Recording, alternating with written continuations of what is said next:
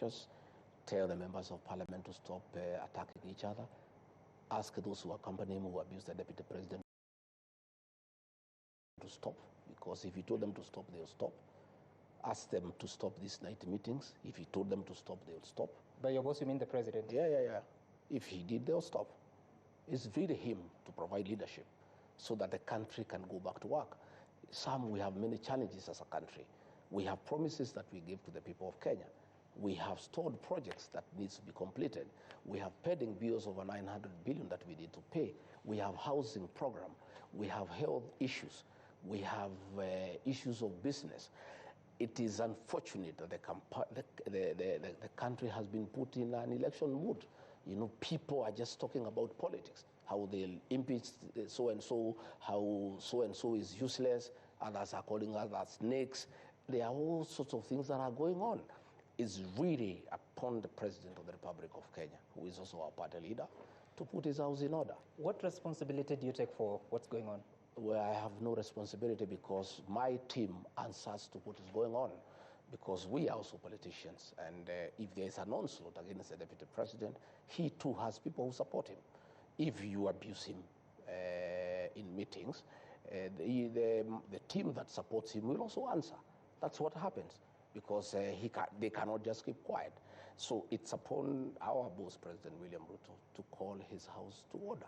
Have you spoken to the president? Yes, I've talked to the president several times. And I've asked him to call his house to order. Yeah, he's here to do it, and I trust he'll do it, because the atmosphere we are having, the environment we are having in the country is toxic. Kenyans are very unhappy about what is going on. How can people be meeting possibly at this time to discuss how to impeach a deputy president when the country needs a lot of work to be done, when we have roads that have stalled for years, when we have people who cannot pay hospital bills, when we have challenges of water, when we have issues of a good business environment?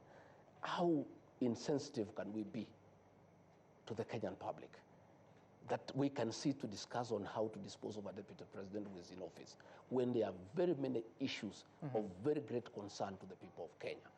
I would rather, if it were possible, all of us to agree to go back to factory settings and be very fair to the people of Kenya. We were just elected 2 years ago. We have not delivered on the promises that we give the people of Kenya.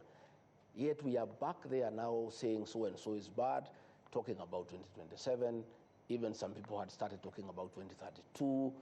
People are looking for running mates. People are saying Gachagua will not be this, so-and-so will be this, so-and-so can join with the so-and-so. I mean, it's very unfair to the people of Kenya. It's extremely insensitive. And I would rather, if it is possible, our boss, President William Ruto, to call his house to order. Okay. Because if he called his house to order very decisively, this house will get into order and people can go back to work and everybody can do his work.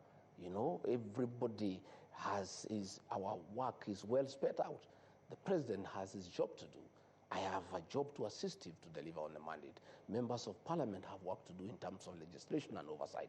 Governors have work to do in terms of running the counties.